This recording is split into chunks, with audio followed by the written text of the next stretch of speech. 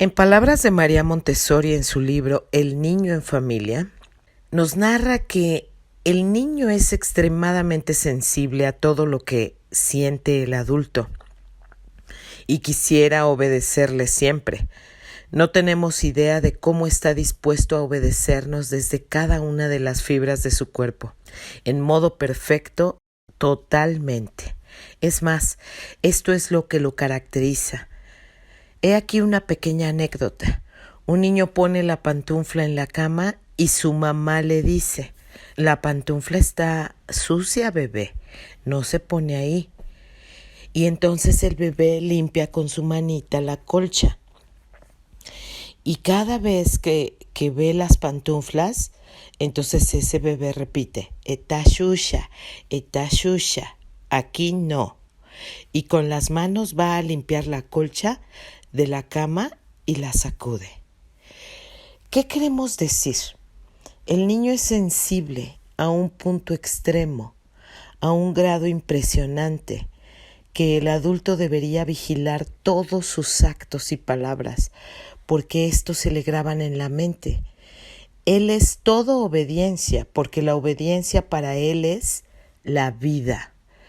El adulto es un ser vulnerable, amado, de cuya boca surge la sabiduría que lo guía. El niño es tomado, es tocado por el adulto como si un proyectil espiritual entrara en su corazón. Ante un capricho, por ejemplo, debemos por lo tanto pensar que esto puede ser un acto vital, una defensa profunda, y reflexionar que el niño está siempre listo a amarnos y a obedecernos. El niño ama al adulto. Esto debe estar siempre presente en nuestro espíritu. Decimos: el adulto ama al niño, la madre ama al niño. Hasta decimos: la maestra ama a los niños. Dicen que es necesario enseñar a los niños a amar a la madre, al padre, a la maestra. Es necesario enseñarles a amar a todos y a todo. ¿Quién es este maestro del amor que quiere enseñar a los niños a amar? ¿Acaso es aquel que juzga como caprichos todas sus manifestaciones y que piensa en defenderse contra ellos? El adulto no puede convertirse en maestro de amor sin un ejercicio especial y sin abrir los ojos de la conciencia para ver un mundo más vasto. El niño ama muchísimo al adulto. Cuando va a la cama, siempre quiere que la persona amada esté con él. Sin embargo, la persona amada le dice: hay que impedir este capricho. El niño debe adquirir esa mala costumbre de no saber dormirse sin que alguien esté cerca. O bien, otro ejemplo, el niño quiere ir a la mesa con nosotros y llora si no lo dejamos, como si pretendiera que no comiéramos. Esta es la voz del adulto, sin amor hacia el niño. El niño desea estar presente cuando sus seres queridos comen. Él no come, pues es un pequeño en el primer año de vida y toma solamente leche. Sin embargo, llora mientras comemos, y si lo tuviéramos en la mesa con nosotros, no lloraría. O bien se lamenta cuando quien come se olvida de él. Quiere que lo vean y que lo consideren en su conversación. ¿Quién más llorará durante todo un día por el deseo inmenso de vernos, aunque esté en ayunas, mientras nosotros comemos? Un día tristemente diremos: no hay nadie que llore por el deseo de tenerme cerca cuando está por dormirse. Todos piensan en sí mismos, se duermen llenos de pensamientos del día transcurrido. Nadie se acuerda de mí. Solo el niño se acuerda. Y todas las noches dice: no me dejes, quédate cerca de mí. Y el adulto responde: no puedo, tengo que hacer. ¿Qué es este capricho? Entonces piensa en corregirlo, porque de lo contrario, piensa el adulto, nos hará esclavos de su amor. En ocasiones, el niño se despierta en la mañana y va a despertar a papá y a mamá, que quisieran dormir. Este es el capricho del que todos se quejan. Pero el niño que baja de la cama es un ser puro que hace aquello que deberían hacer todos. Cuando sale el sol todos deberían levantarse, pero los padres todavía duermen y este pequeño va con ellos, como si dijera: aprendan a vivir sanamente, en la mañana se debe despertar. Pero el niño no es un maestro, solamente va a verlos porque los ama. Tal vez tendrá que atravesar cuartos aún oscuros, cerrados para no dejar pasar la luz demasiado temprano. El niño va, se tropieza con cosas, no tiene miedo de la oscuridad, no tiene miedo de las puertas cerradas y llega cerca de papá y de mamá y los toca dulcemente. ¿Cuántas veces le dicen: niño, no me despiertes en la mañana? Y el niño responde: no te desperté, papá, no te desperté, mamá, solo te di un beso. Y los padres piensan en cómo corregir a ese niño. Pero ¿en qué otra ocasión durante nuestra vida sucederá que alguien, apenas se despierte, desee correr hacia nosotros, superando cualquier dificultad sin la intención de despertarnos, sino de darnos solamente un beso? ¿Quién más hace eso por nosotros? El niño que ama despierta, no solamente en la mañana, a papá y a mamá, que muy frecuentemente se duermen en la vida. Todos tenemos la tendencia a dormirnos sobre las cosas y hace falta un nuevo despertar.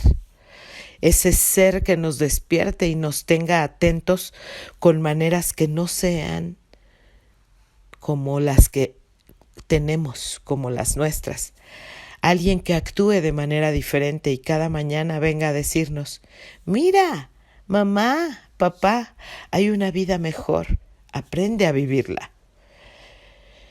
Vivir mejor, porque el hombre va degenerándose y el niño le ayuda a subir. Sí, el adulto no hace caso.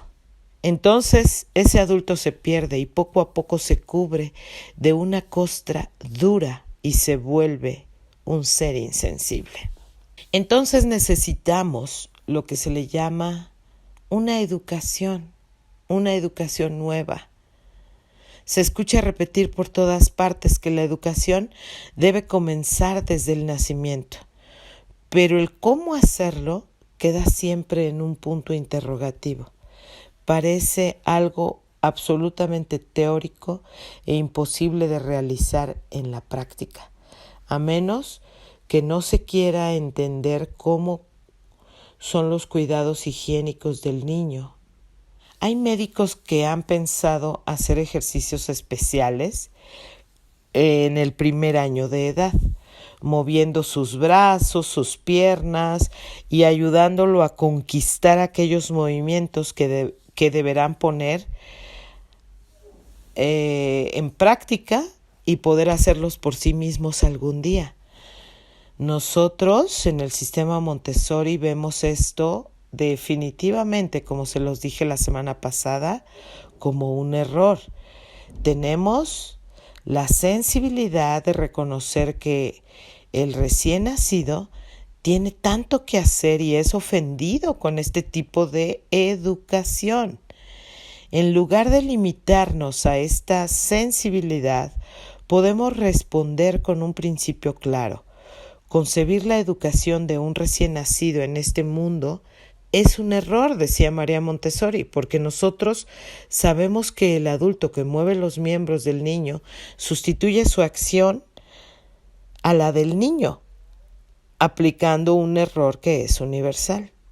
El adulto no debe sustituirle al niño, sino que debe retirarse siempre en la pasividad y proceder siempre en la más profunda comprensión del niño, acompañándolo y estando presente, simplemente observándolo, asintiendo con la cabeza, afirmando sus movimientos. Los movimientos del niño deben venir del interno, dictados por el organismo de la vida interior. Es esta organización a la que nosotros hemos dado el nombre de encarnación. Es importante que tomen en cuenta este término, maestras. Son esos movimientos internos dictados por el organismo interior de todo ser humano, pero nosotros le llamamos encarnación al movimiento del bebé, al movimiento natural que surge espontáneamente en su desarrollo natural. Entonces, por favor, tomen en cuenta este término, encarnación.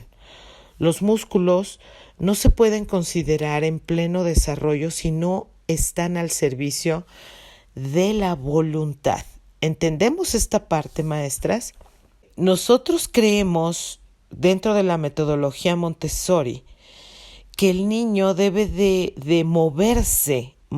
ejercitar esos músculos en plena libertad.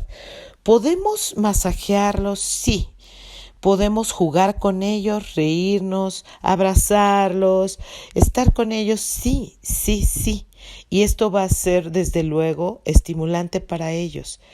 Pero como decía María Montessori, un músculo no se puede considerar que está en su plena explosión de desarrollo si no se ejercita con la voluntad del niño.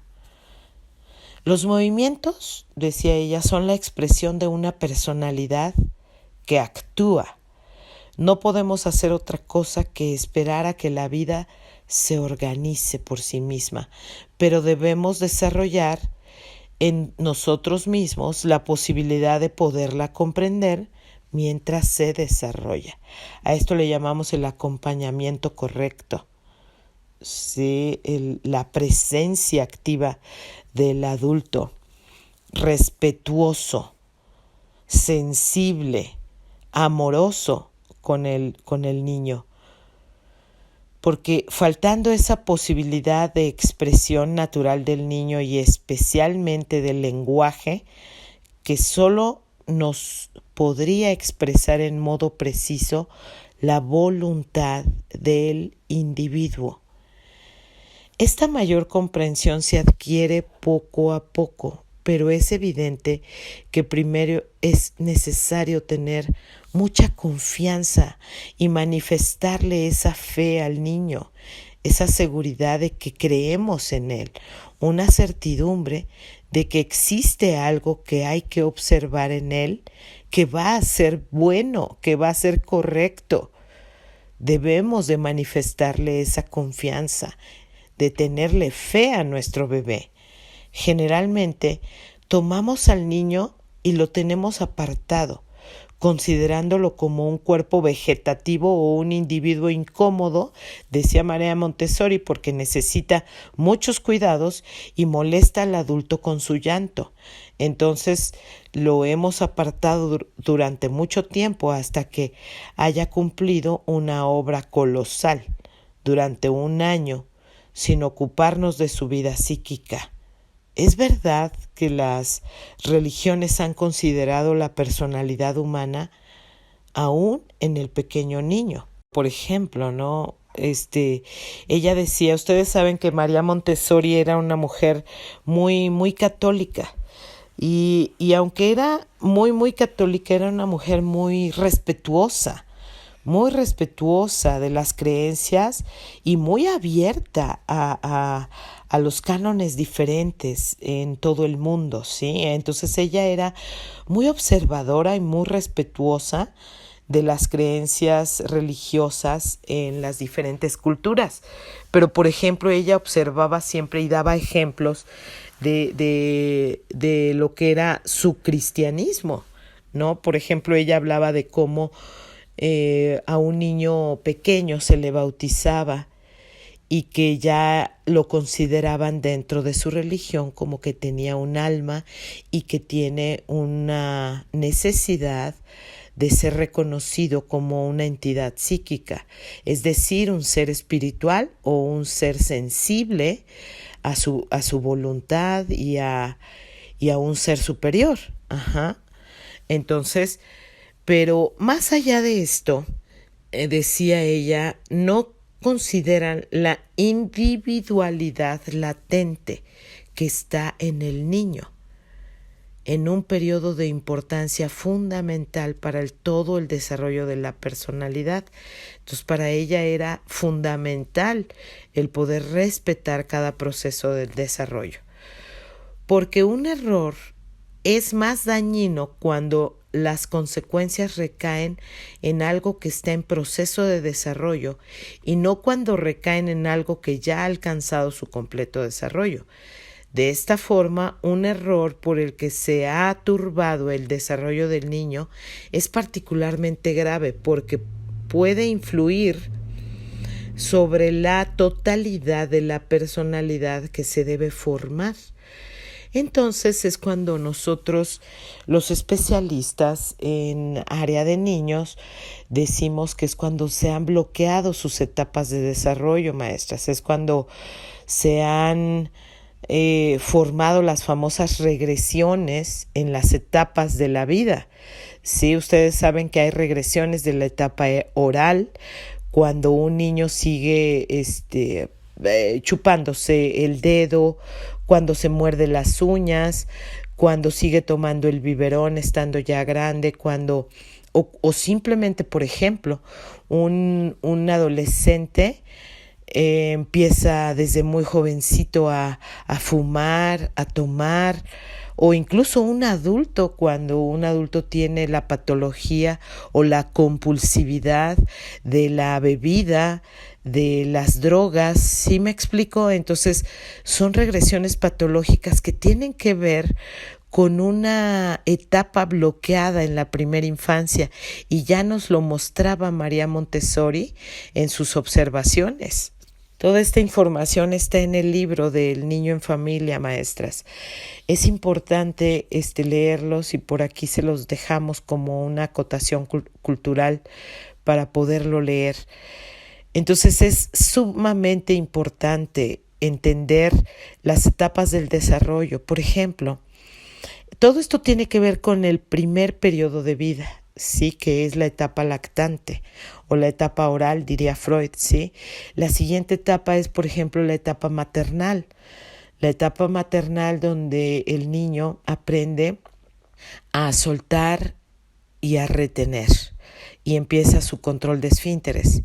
Sí, entonces esta etapa es una etapa donde después del año y medio, que ya lo vamos a ver después en comunidad infantil, pero esta es una etapa muy importante porque el niño se empodera a través de situaciones importantísimas, donde debemos de enriquecerlo con nuestra confianza, con nuestro acompañamiento, y empoderarlo con las cosas cuando él se apropia de situaciones, cuando él solito le quiere jalar a la palanca de cuando va a hacer pipí o popó. ¿Me explico? Entonces es cuando todo dice es mío, mío, mío, mío. Y empieza mamá mía, papá mío, y todo es mío, mío. Y nosotros no debemos de arrebatarlo. Sí, ese es un atropello a las etapas del desarrollo que genera patologías tan grandes y delicadas como, por ejemplo, personas en el adulto, personalidades sadomasoquistas, adultos o jóvenes con necesidades inconscientes del castigo, del daño. Y ustedes saben que hay jóvenes que se lastiman a sí mismos, ¿sí? Es decir, de los que se rayan, ¿han escuchado? A los niños que se cortan o adolescentes que se cortan simplemente como por moda o cosas así. Entonces se laceran a sí mismos. Por eso la moda ahorita de tanto tatuaje, ¿sí? Hay una necesidad intrínseca ahí del autocastigo. Y todo tiene que ver con la etapa maternal, cuando se le fue atropellado, cuando fue arrebatado y quitado del niño eh, ese poderío, me explico, de su etapa, donde intervino el adulto en un no y lo hizo por él, le jaló al baño, no le dio los implementos que necesitaba, le dio un manazo cuando agarraba tal o cual cosa, me explico. Entonces son situaciones que el adulto no lo ve, no lo alcanza a percibir, pero ya desde entonces María Montessori nos dejaba esta información tan poderosa. Hay otras formas de ver el retroceso también en las etapas del desarrollo, y quiero concluir con esto en las primeras etapas de la vida, que son, por ejemplo, en la etapa fálica, o nosotros le diríamos en la etapa preescolarcita, que es cuando lo vamos a ver en la, en la casa de los niños el próximo semestre. Les adelanto alguna información, nada más haciendo mención con lo que estamos viendo de lo que decía María Montessori, del retroceso que generamos, ¿sí? Del bloqueo que generamos en los niños cuando el adulto interfiere de manera incorrecta. Por ejemplo, cuando un niñito en la etapa preescolar tiene 3 años aproximadamente, empieza esa edad, 3, 4 años, 5 años, donde el niñito empieza a reconocer sus genitales, ¿no? Así, donde el niñito y la niñita empiezan a reconocer que eso es, que se siente rico a lo mejor, ¿no? El tocarse, y ya descubrió que mamá y papá tienen también genitales parecidos a los de ellos. Entonces, el niñito no está solicitando el tener un contacto sexual, ¿no? Sino lo que está pidiendo el niño, descubrió lo que es ser niño y niña. Es la etapa justamente, en la etapa preescolar, donde un papá se debe de acercar con un niño y decirle: eres mi campeón, eres mi, como decimos en México, eres mi gallo, eres mi héroe. Sí, eres un superhéroe, mi amor, y entonces jugar con él. Esta es la etapa en la que descubrió ser un varón, ser un niño. Entonces es cuando el padre lo empodera y se acerca. Justamente en esta etapa sucede ese complejo famoso, el famoso complejo de Edipo, donde el niñito se acerca con la mamá y le dice: mamá, eres mi novia, y le quiere dar besos en la boca. Obviamente hay ese juego, ¿verdad?, que el niño tiene, y nosotros, si lo sabemos manejar de manera correcta, debemos de saber manejar ese complejo de Edipo de una manera natural, hacer pasar al niño de una manera natural, en amor, en compañía sana. No significa que el niño está pidiéndote, de nuevo te lo digo, un contacto sexual o un contacto de noviazgo real. No, no, no. El niño está manifestando el amor de esta manera, y te vuelvo a decir de nueva cuenta, el niño descubrió que es un varón. Entonces la mamá le va a decir de nueva cuenta, la mamá lo empodera y le dice: mi niño hermoso, tú eres mi príncipe. Y contrario a toda esa filosofía que hoy día se está manejando por ahí extraña, donde se le quiere quitar y anular esta personalidad, esta fuerza psíquica del niño en esta etapa del desarrollo, donde ya quieren quitar este empoderamiento al niño en esta etapa de la vida, donde incluso los quieren vestir de mujeres, de hombres, y permitirles ese tipo de arrebatos. El niño no está pidiendo eso. El niño está pidiendo que mamá y papá lo empoderen. El niño está pidiendo que mamá y papá le digan qué significa ser un niño, ¿Qué significa ser una niña? Se las voy a poner más fáciles nosotras como niñas. ¿A quién le hizo daño que papá nos dijera, eres mi princesa, eres mi niña hermosa, eres una niña con cabello precioso, con ojos lindos, con una naricita hermosa, te ves preciosa con tu vestido, mi amor, yo te llevo, yo te traigo, yo te cuido, yo te bendigo, yo te protejo?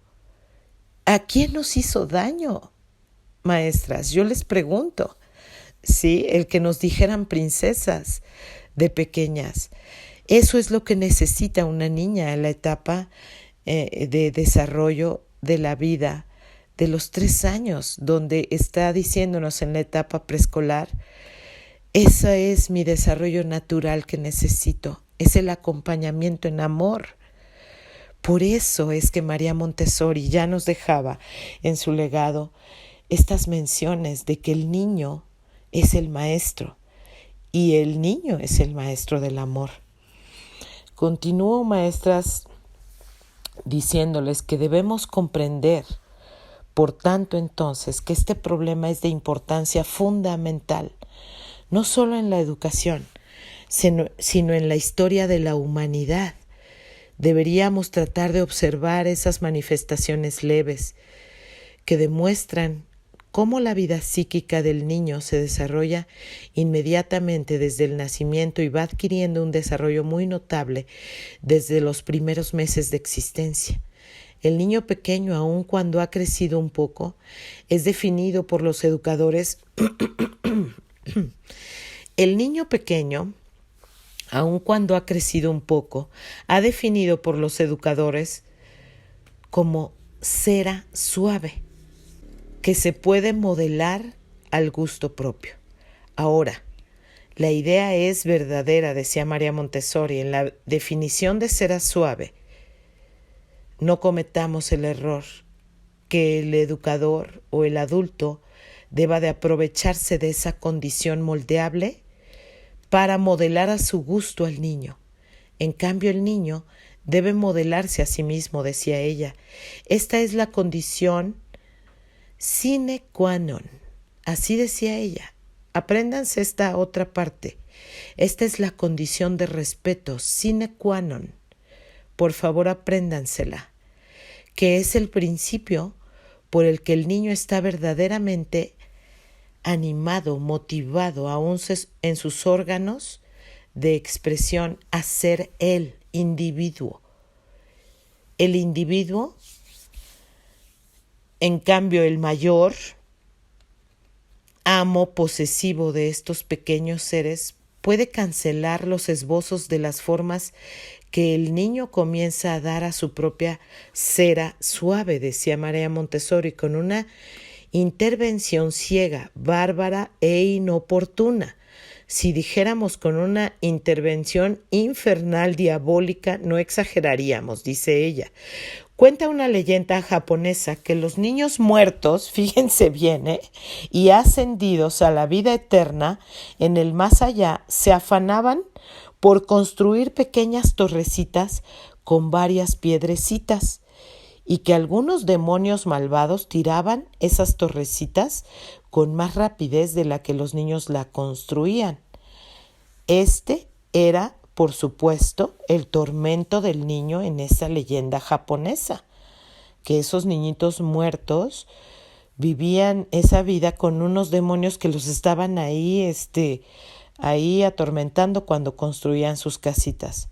Pues bien, decía María Montessori, la acción del adulto es justamente esta acción, la cual, aunque no es guiada por la voluntad, es diabólica en sus efectos de destrucción y de disgregación de todo lo que el niño va construyendo laboriosa y delicadamente en su vida interior. El adulto no se da cuenta, el niño comienza otra vez, el adulto vuelve a destruirla. Esta lucha se da desde que el niño está absolutamente inerte y no sabe organizar sus propios movimientos ni hablar. Fíjense cómo destruimos los seres adultos la voluntad del niño. Ahora se comprende cómo en un periodo tan delicado sea tan importante la educación, aún más importante que en el periodo venidero, en el sentido de que el adulto se vuelva pasivo, que no intervenga ciegamente o inoportunamente para no volverle una fuerza disgregadora y destructiva. Para regresar al infierno y al diablo, podemos tener presentes, decía María Montessori, dos ideas: que la bondad divina es creativa, creadora y respetuosa de la voluntad humana, y el ser diabólico o el mal diabólico es el ser destructor, que critica y que aplasta la voluntad del hombre o del ser humano. Podemos escoger nuestro camino como educadores, como padres de familia, como guías Montessori. Y para decirlo mejor, es necesario que comprendamos con nuestra sensibilidad la acción necesaria para ayudar a la construcción del niño. Comprender que es necesario inhibirnos a nosotros mismos para no volvernos demonios, es decir, no volvernos seres destructivos. Quien crea, quien debe de crear, quien debe de formar, quien debe de ejercer esa voluntad es el niño al 100%. No somos ciertamente nosotros los adultos quienes debemos de estarle haciendo la vida imposible. Es todo lo contrario. Debemos de hacerle posible el que el niño viva. Debemos de permitirle la vida. Debemos de permitirle el vivir. Esta idea debe estar clara, pero no es fácil que la esté en las mentes comunes y corrientes, maestras, porque vivimos en el prejuicio de ser nosotros los adultos, los creadores de la forma de educar, de la nueva vida del niño. Por lo tanto, es necesario un trabajo de depuración interna, empezando con nosotras mismas. Tenemos que liberarnos de los prejuicios, de nuestra ilusión de omnipotencia diabólica e inoportuna, decía María Montessori. Esta es una forma en que nos han educado, maestras, generaciones pasadas, y lo que hemos venido hablando en la educación tradicional se nos educó en el conductivismo, donde había premios y castigos. Y justamente uno de los requerimientos del conductivismo es así, es conducir o es dirigir la conducta del niño y moldearla a una idea formada y concebida del adulto. ¿Me explico? Y esto es lo que María Montessori decía que era diabólico. Cuando hacemos nosotros y ejercemos esa libertad interna del adulto y de respeto hacia el niño, debemos buscar comprender por siempre la personalidad de nuestros pequeños. Mientras tanto, el primer deber para nosotros como educadores, ya sea que tengamos que ocuparnos de un recién nacido o de un niñito más grande, es el de reconocer la personalidad humana del ser nuevo y de respetarlo. No querer admitir al niño que nos molesta, que hace ruido, que no debe de ir a las fiestas. ¿Han escuchado eso, verdad, maestras? Que ponen así en las invitaciones. No, niños, incluso hasta dentro de la iglesia. Hay eventos que llega a haber sociales de la iglesia, escolares, así, donde no traer niños, porque se sugiere que el niño es molesto, ¿sí? Entonces, las guías Montessori jamás podemos admitir eso, maestras. Estaríamos negando el propio derecho de la vida. ¿Me explico? Entonces, todos los eventos que debamos organizar debe estar incluido el niño. Debemos de saber cómo proteger esa individualidad y el derecho a la vida. Vuelvo a repetirlo. No querer admitir al niño que nos molesta en el lugar que vivimos y trasladarlo a otro lugar. Es una falta de respeto.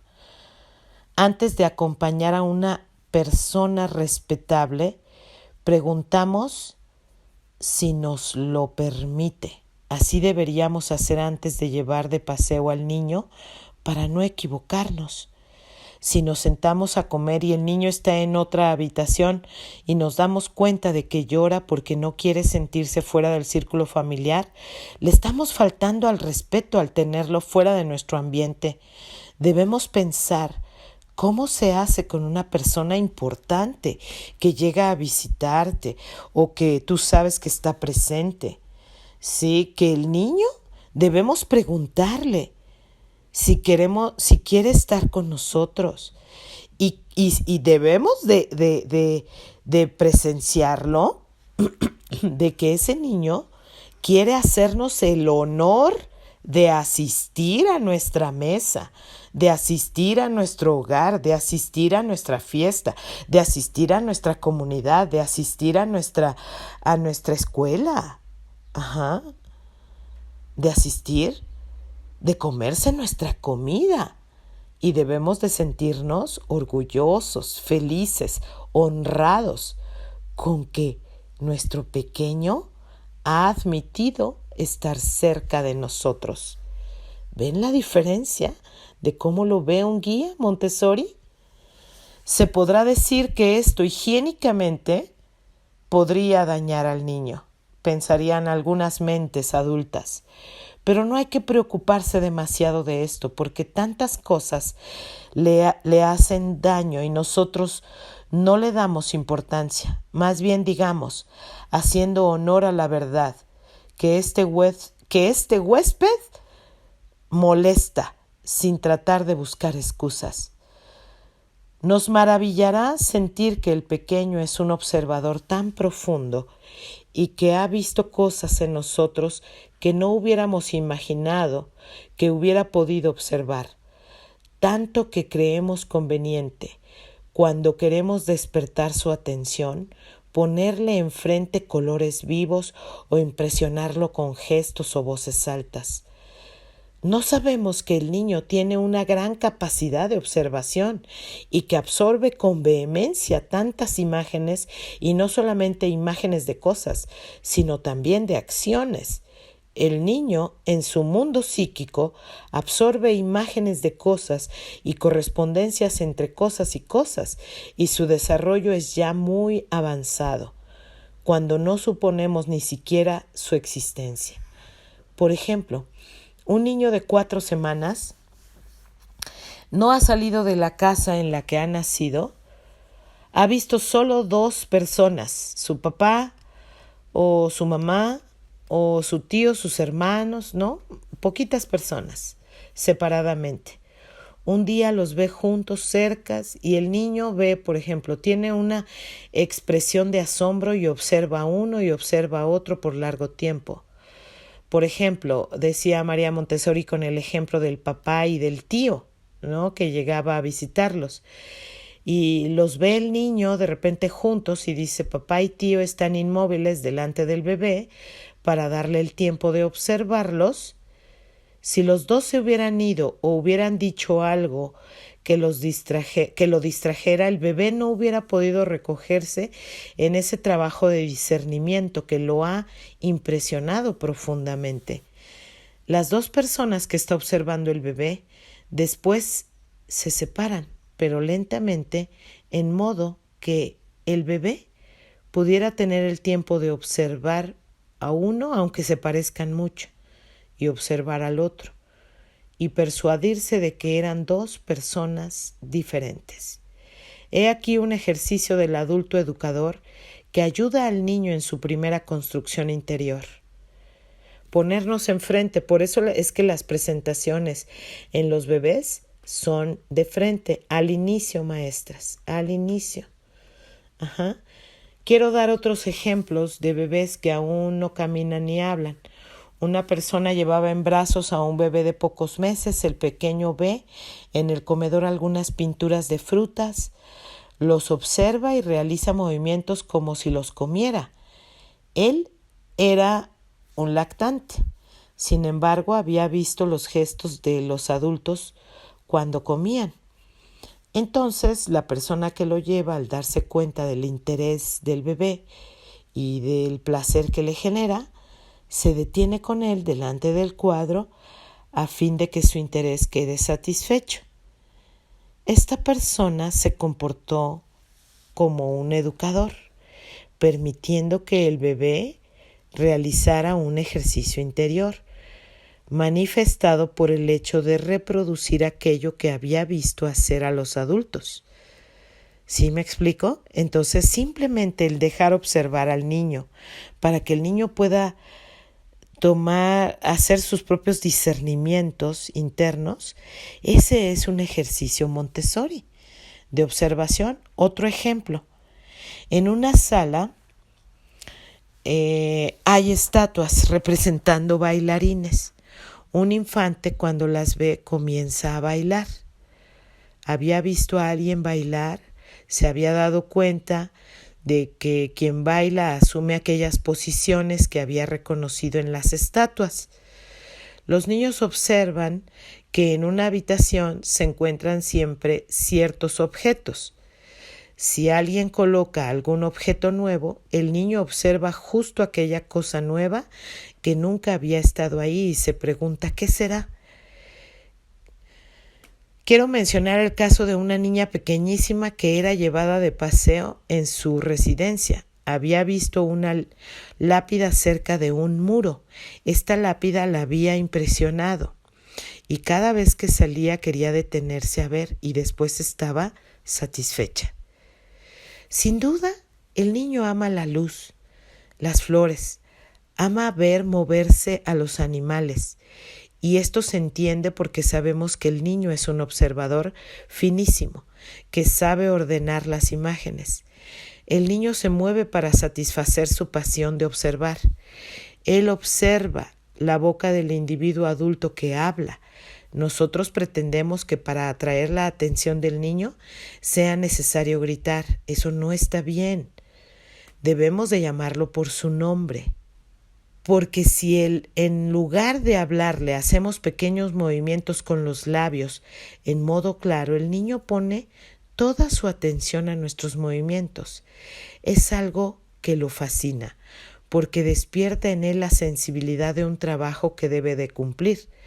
Se ha iniciado el periodo sensitivo del lenguaje, que es lo que vamos a ver la próxima semana. Si se tiene un niño de 4 meses cerca de una persona que haga únicamente movimientos con la boca, se verá el enorme interés del bebé. Evidentemente, estos movimientos le gustan más que las cosas de la naturaleza, porque estimulan esa capacidad imitativa que coincide con su necesidad de desarrollo interior. Concluyo con esto, maestras. El concepto fundamental para la educación es, entonces, por lo tanto, el de no volverse un obstáculo en el desarrollo del niño.